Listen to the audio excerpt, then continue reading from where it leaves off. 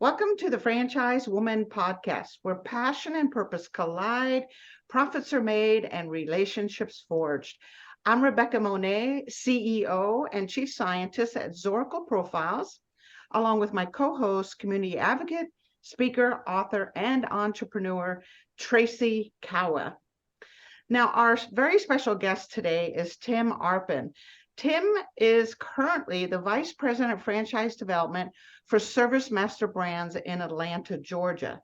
Prior to this role, he has led development efforts for Restaurant Brands International, Scooters Coffee, and Self-Esteem Brands portfolio of brands.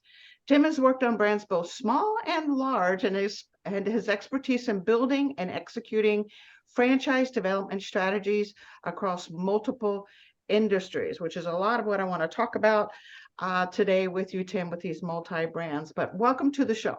Thank you. Thanks for having me. I'm excited to be here. Yeah, we're really excited to have you.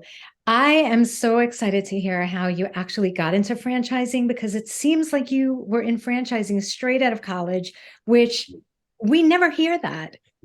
Yeah, it's true. I don't think there's many 10-year-olds in middle school right now saying, I can't wait to get out of college and get into franchising, right? It ends up being one of these career paths that you find your way into, and then you end up being really passionate about, and you never leave, right? Right. Yeah, so maybe I'll tell you a little bit about sort of where I came from and how I ended up getting into the industry. So I'm actually from a small town in rural New Hampshire. I was born and raised out in the woods, and my father, it's sort of a dying manufacturing town, like a lot of those towns are out there. We had a scaffolding manufacturing company and a sailcloth manufacturing company in my hometown. So if you stayed in that town, most likely you worked in one of those factories. My father was a butcher when I was a child, and he was one of two butchers in the entire town. And then, due to some health reasons, by the time I was about 10 or 11, he actually became the custodian at our local school, local middle school. And so, growing up in that environment in rural New Hampshire, we certainly had enough to eat, but we certainly didn't have much more beyond that, right? So the finer things in life didn't sort of exist, but what we had was a family around us. I had three brothers, a family around us, and a lot of love, and a father who really instilled in us the value of working really, really hard for the things that we wanted in life, right? So as I got a little bit older, I was fortunate to go to University of Minnesota and get a degree in economics. As I was going through school, like a lot of college students do, I worked in restaurants, right? So I was really lucky. I was able to work in a pretty nice steakhouse in downtown Minneapolis. And at the time, there was a small fitness brand at the time that had just launched as a franchise. It was called Anytime Fitness. And one of the founders, Dave Mortensen, used to come in all the time with his wife. And I remember I was talking to him at dinner one time, and he said, and I was talking about some press release I had read about Anytime Fitness. And he said, you seem to know a lot about Anytime Fitness. And I said, well, Dave, you don't know it, but I'm going to work for you someday. And we sort of laughed, and he didn't, I just never brought it up again. And about 2 years later, I was graduating from school, and he said, I was talking to him about graduating. And he said, well, you're ready to come work for me.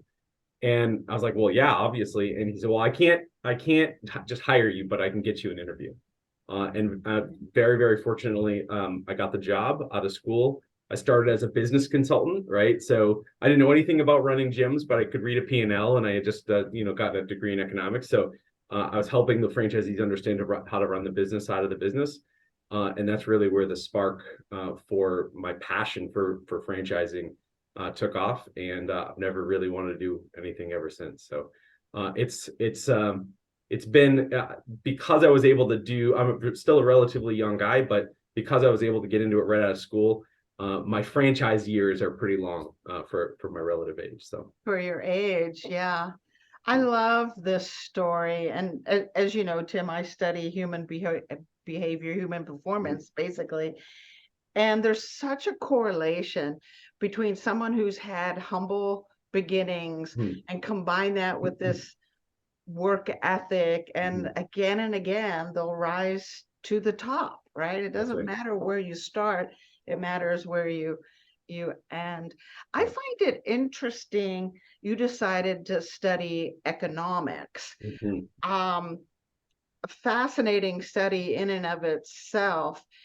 So how have you seen that education and its application to Yeah. franchising? Maybe that's too big of a question and I can make it smaller, but there's clearly some Mhm. connection there. Can you expound on that for us? Yeah, absolutely. Well, I think, for people who are maybe newer to economics or haven't spent much time around it, basically, economics is fundamentally simply the study of human behavior. And it's basically the process of mathifying human behavior, right?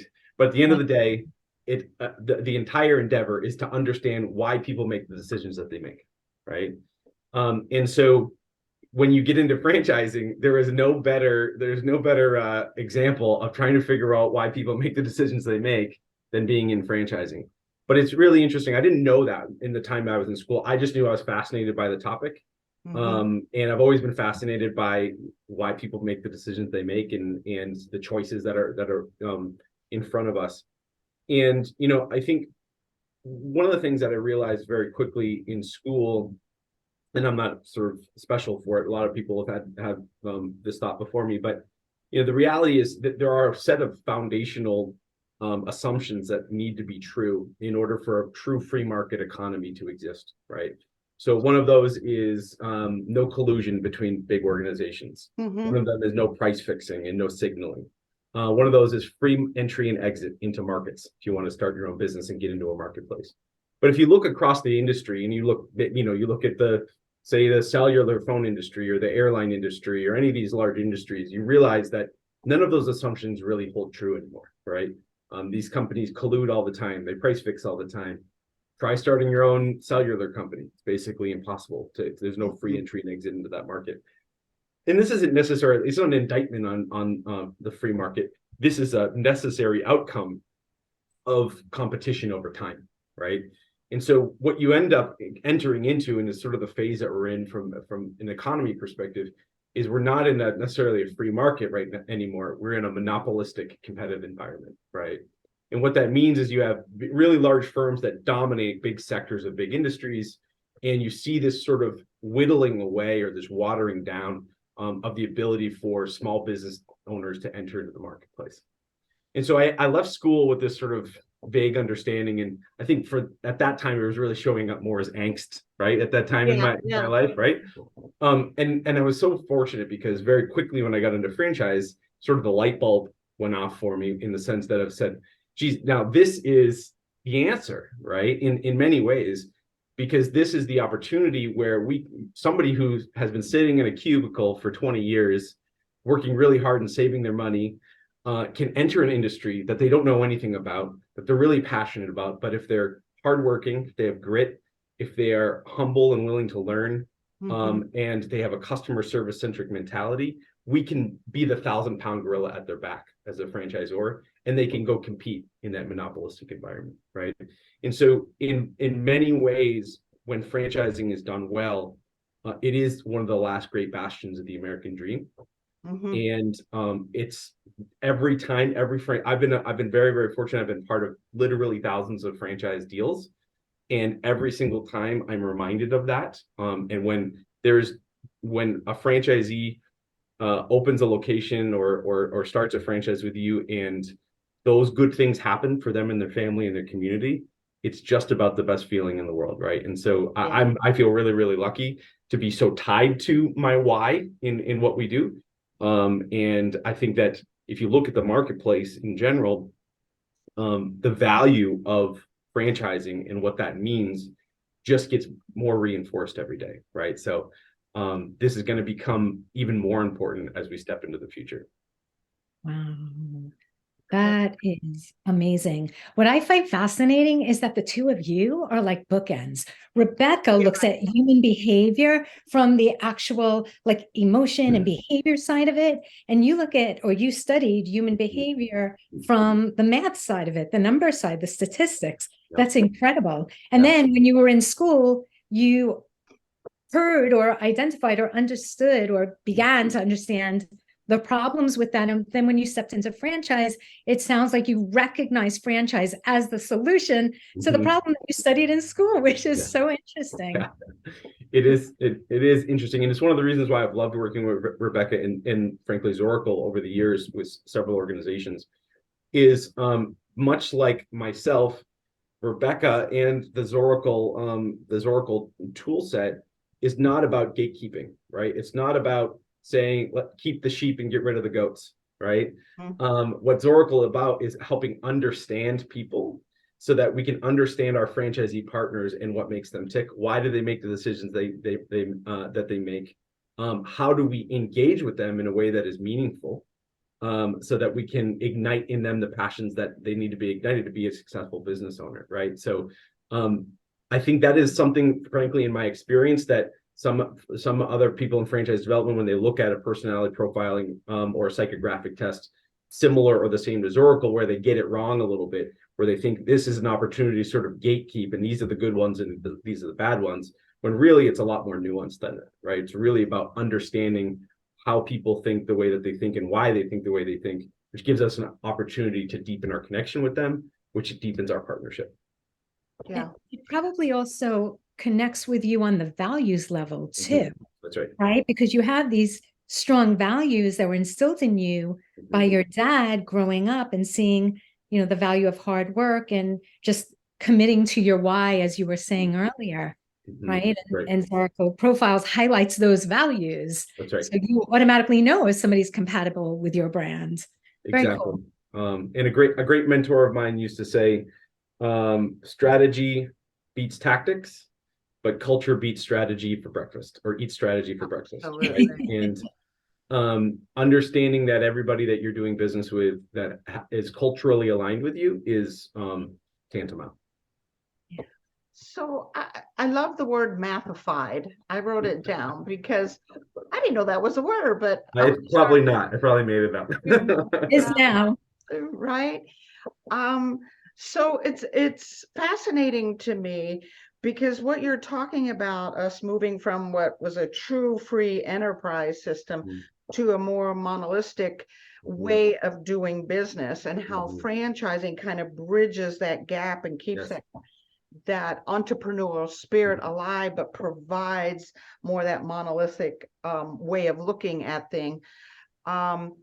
It reminds me of Neil Churchill's work and his work before on economics, which is where the stages of growth science in Zoracle came from. It came from the study of economics and how governments and economics will evolve and change. And we just applied it to the world of franchising and the stages of growth of a franchisor. But in this case, you're saying societally, generalistically, we're going from this free enterprise system to being more of a monopoly, right? More of a, how do you pronounce it even? Monopolistic. There we go. That's right. Kind of thing.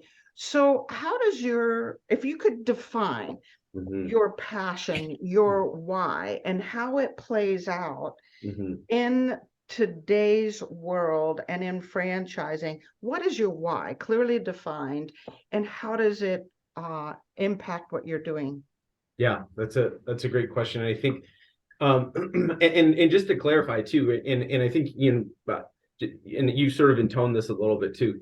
There's nothing inherently negative. It's not a good or a bad thing that we're entering into this monopolistic phase of the free market.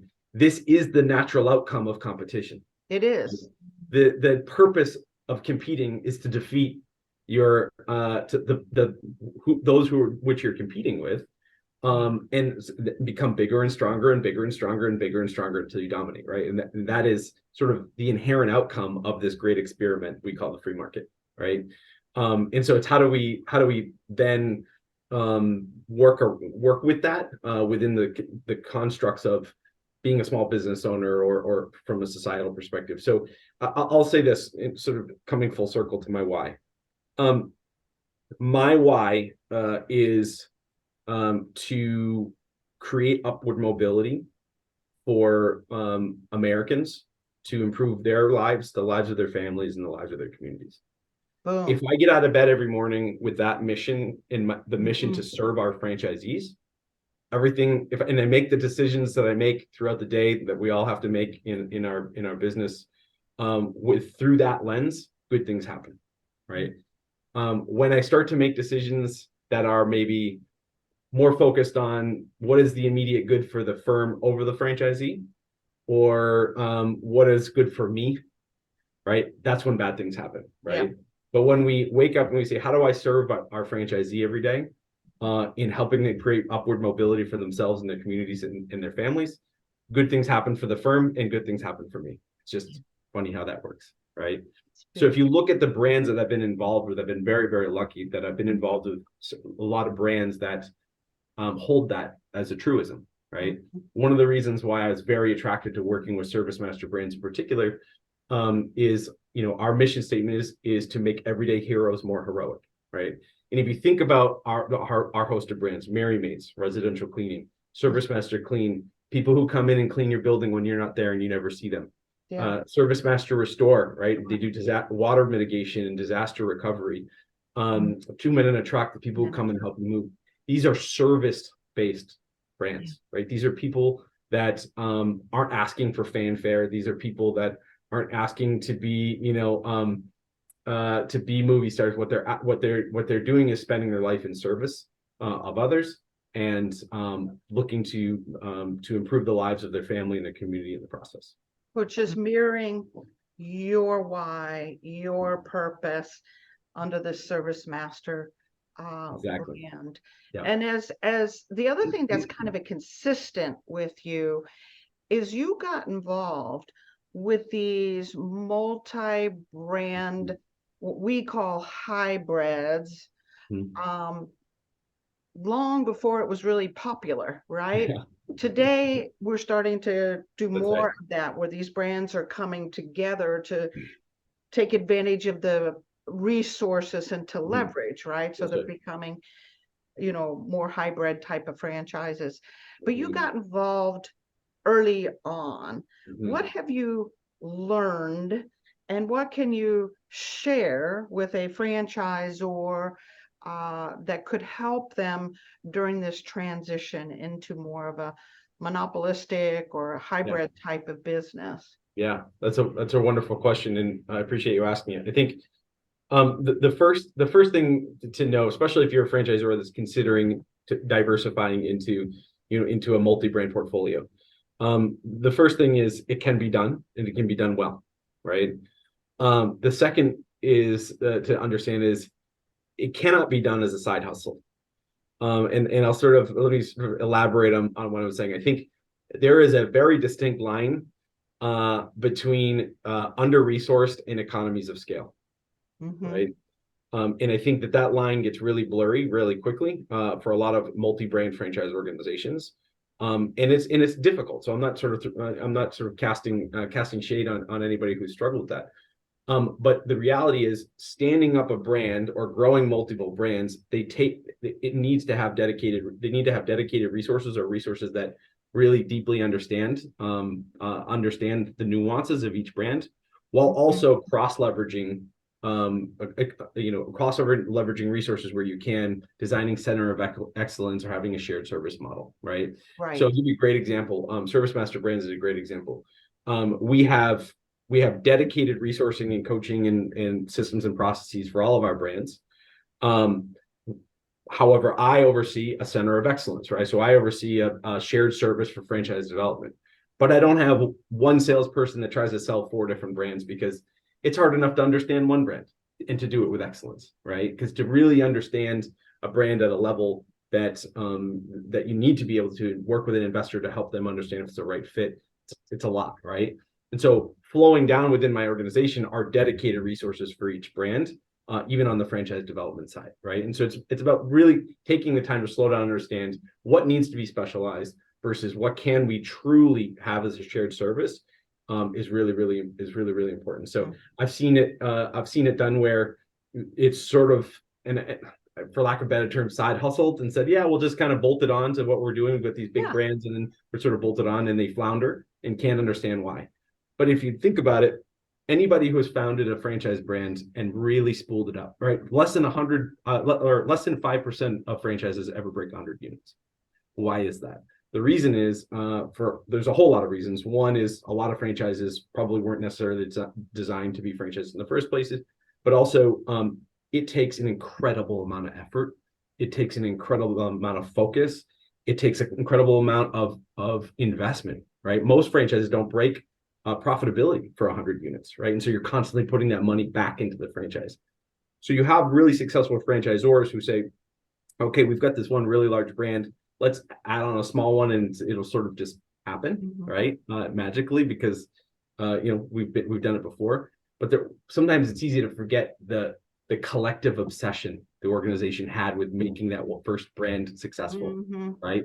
What I like to call the age of heroes, right? Where we have just everybody sort of taken on the world, and then we don't sort of feed the second child as much as we fed the first child, and then can't understand why it doesn't grow, right?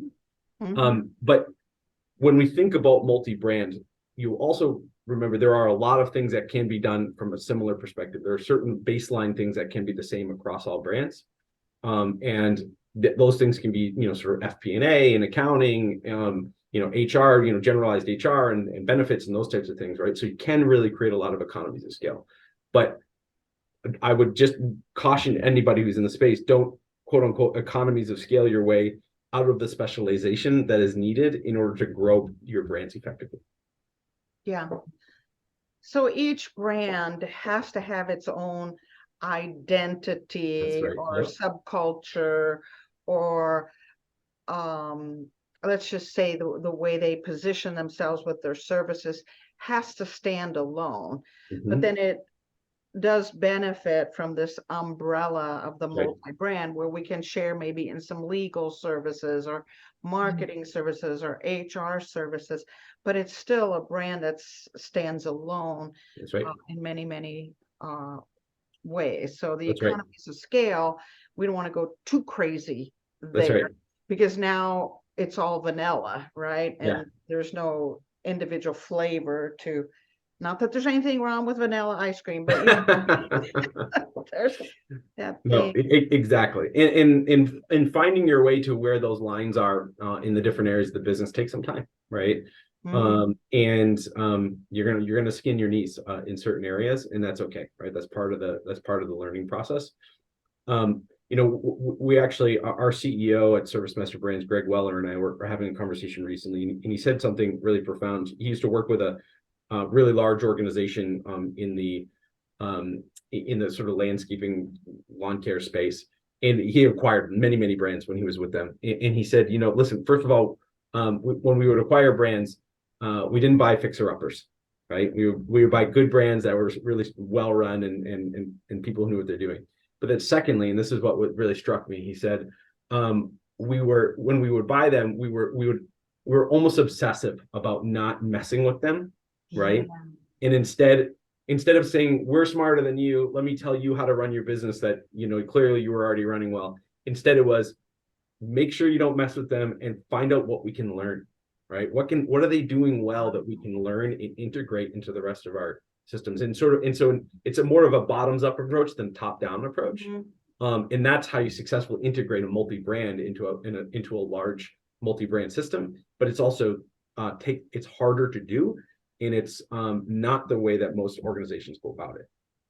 Not at all. As they go through that stage 4 and they're acquiring, they're emerging, they're converting, usually they do try to create, I shouldn't say usually, often there's a single identity, and it starts to cause some issues across the board. But it sounds like we got to take our own ego out of it, that we love whatever brand we're acquiring, and it's doing such a great job, which is why we're acquiring it. We want to simply provide additional resources so they can grow. That's right. And resources meaning both money and other services that we can share. And I have an odd question. Years ago, I read a book called Co-opetition. Have you heard of it, Tim? I've heard of it in periphery, but I haven't read it. It's an incredible book. And the idea here is to work with your competitors, to cooperate with your competitors, and both will ultimately play out to the positive. Sometimes you end up merging, sometimes you end up acquiring, sometimes you just realize by working with your competitor, you both sort of benefit. How does, or does it even apply to this whole monopolistic idea where the lines begin to get blurred of who competition is, right? We're working together, and we're, we see that with airlines today, right? That they will, if something happens here, you can go over here and they'll share in certain things, or there's an alliance where they work together and some. So is cooperation a part of all that? Yeah, that's a really interesting question. And I think there's sort of a broad spectrum, right, of what you're talking about. On one end is brands that are so competitive with each other, they're pushing each other to push the envelope. And then on the other end, you've got straight up, say, collusion, right? And the whole spectrum sort of in between. I think that if one of the things that I have seen, especially from a multi-brand perspective, but even in single franchising, is even at this base level, your competition is oftentimes your best friend, right? And it's your best friend because it's ironic we're having this conversation because I just had a long conversation with our chief of staff this morning about one of our largest competitors, and really way under the hood on what are they doing in all these areas and how are they doing it and all these different things. And so what happens is, even if there's no collusion going on, right, there is this constant one-upsmanship that's happening in the marketplace against your competition. And one of the things that's unique, specifically in franchising, and maybe a little less so in the private sector, is Samsung and Apple are competing for the consumer's phone, right? To be the person that serves up that person's next phone. We've got that from an end user perspective, right? Where our consumer product, we have competitors out there, but we're also competing for investors, right? We're competing for franchisee investors. And so what we're trying to constantly do is not only have a product that is on trend, or if you're lucky, like some of our brands that stand outside of trends, that'll be in demand regardless of what's happening from a trend perspective. But what we're doing is we have to one up each other's support structure. We have to one up each other's tool sets and platforms. We have to spend time pushing that envelope, which then ultimately helps our franchisees and helps them be more profitable, right? Because we are competing for them. When somebody is interested in a Mary Maids brand, right? When we look at the leads that we're generating for Mary Maids, 80% of the leads that we generated through SEO were industry, right? So they were searching for residential cleaning franchises. They weren't searching for Mary Maids or Molly Maids or Maid Pro or any of those. So we know when we're talking to a prospective franchisee for Mary Maids, they're probably talking to them too. Yeah, over here. And so what we have to do is provide world-class support, right? In order to be able to compete in that space. Now, one of the things that one of the challenges that come with that, though, is the better job that we do creating a unified voice in the space, the less our end user, less our consumer understands that each franchise is individually owned and operated, right? And so this is where we start to see some of the challenges at the legislative level around joint employer and some of those things, because they don't understand that McDonald's isn't McDonald's big M, right? McDonald's is made up of a collective of many, many individual business owners, right? And so there's sort of a delicate balance from a marketing perspective that we need to think about in that. But it's also a great sign for us because what it means is we've done a really great job in creating a product that is not only on trend and that our customers want, but it is indistinguishable, right, and consistent from one location to another. Yeah, this is great. I am learning so much today. This is like beyond franchise 101. This is like franchise 4.0. That's what I'm learning today. So I just want to bring it back to basics for a minute. Tim, what do you feel are the basics that a good franchisee has as far as characteristics? It's really so there's personality characteristics, So Rebecca knows more. She's forgotten more about this than even I'll ever know about it, right? So, feel free to chime in here. But here's the way I think about it, right? There's the boxes that need to be ticked, and then there's personality characteristics. And those are two distinctly different things. And it's important not to get those two confused. Mm-hmm. When we talk about boxes that need to be ticked, do you have the capital? Is there a territory available? Mm-hmm. Right? Do you have the organizational structure that it takes to be successful doing this, right? So if it's a big business, do you have somebody who's an office manager or something like that? But from a characteristic perspective, when I'm looking for a franchise, if you've got all those things, assuming you've got those things, here's the three things fundamentally in the brands that I've worked on in the past and that I work on now that I'm looking for, or that and the people within our organization are looking for. The first is, do you have grit? And I say this first because it's also the most difficult thing to understand, to get underneath. Mm-hmm. And so it's something that we're probing at constantly throughout the discovery process, right? And I used to say something frequently that's, would get some eye rolls every once in a while, which is funny, but I would say it tongue in cheek, of course, but the sort of the truism is within it, which I used to say, I never hire franchise development people who didn't grow up poor. And the truism in there is your economic background growing up doesn't matter. It's about coming through adversity at some point in your life, because there is nothing more guaranteed to create adversity in your life than owning your own business, right? And so we're probing for that within the discovery process constantly of tell me about a time that you've overcome adversity. Show me how to overcome adversity, right? Putting the way that we take them through the discovery process and the homework that we're giving them, right, is a way to test adversity, right? The second is, are you humble and willing to learn, right? Mm-hmm. Every franchisee is an entrepreneur, but not every entrepreneur is a franchisee, mm-hmm. right? And so the reality is that some entrepreneurs, which I think have the quote unquote smartest guy in the room syndrome, that's great. Like, there's a lot of those out there, and some of them have made billions, right? Cool, go own your own thing. But if you're going to come into the system, part of why you join a franchise is because we've skinned our knees for you already, right? We've learned the mistakes the hard way.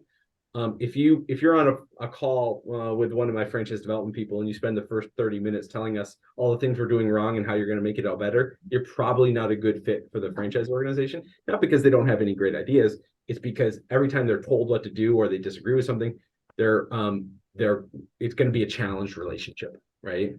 And then the third, and this is extremely important because this is I can't teach this, just like I can't teach grit. And the franchise system can't teach it, is, do you have a customer service mentality? Do you care about people? Yeah. Do you do the right thing when the chips are down when it comes to people? We can teach you how to run the business. I can't teach you how to care about people, right? Mm-hmm. So if you're willing to learn, if you care about people and want to do the right thing, and you can overcome adversity and you have grit, you can be a successful franchisee, and we'll welcome you with open arms wherever we can. I love those three attributes. And I think it goes a long way towards success. So I'm so glad you articulated it. Have you been through adversity? We want to talk to you. Yeah. Are you humble? Are you teachable? We want to talk to you. Right. And then, do you have a service mentality? We want to talk to you. I think those are great combos. I hate to do this, guys, because this is a fascinating conversation. Mm-hmm. I want to talk more economics, but we're on the top of the hour. And Tim, I want to make sure people know how to get hold of you, and to learn more about ServiceMaster and all of your wonderful brands. Yes. So what you can do if you want to learn more about our brands, which we'd love to talk to you about it, you can go to servicemaster.com /franchising, or just servicemaster.com. If you forget, you can get to our franchising page there, or you can email me directly if you're ever interested. It's tim.arpin@servicemaster.com. So tim.arpin @servicemaster.com. But most importantly, I believe in what we do in this industry, and anybody who's in this industry, we know this is a very big, small industry, right? So a lot of us know each other in the space, but really spend some time. The only thing I encourage everybody to do that works around me in the space is taking the time to slow down and think about how important it is, what we do day to day. And the fact that the franchisees are the reason we get out of bed in the morning when it comes to our business. And if we make decisions that are filtered through that lens, good things will happen for everybody around them. Yeah. I'd love to have you back to continue the conversation. Also about diversity of services and how franchisors can begin to think that way. Because it's one thing to be a service mentality, is another thing to have a diversity of different services, and to start looking through that lens also, that you may have a great model if we just focus this one and refocus this one. That would be the timing would be appropriate given the recession. Yeah, so we're going to have you back. There's another gentleman I'd like to invite, and the two of you converse about this, because he's a lot about unit level economics like you are too. But we got to close up. Tracy, I'm going to let you have the last word. I'm just so impressed. I think that my perception of franchise has changed today, because being extremely new to the industry, as you know, I've always looked at it from a boots on the ground, from that kind of perspective. But I think that Tim has given me this eye-opening, zoomed out version of where franchise fits in and changes the landscape from an economist perspective. So thank you for that. Really, it's my pleasure. Very eye-opening. But the boots on the ground can't be forgotten either. That's where it happens. No. That's where the good stuff happens. All right. So I will not lose that. Yeah. Well, thank you so much for having me. This is a lot of fun, and I'd love to do it again. Okay. Talk to you soon. Thank you, everyone, for joining us today at the Franchise Woman podcast, where passion and purpose collide, profits are made, and relationships forged. We'll see you next week on another episode.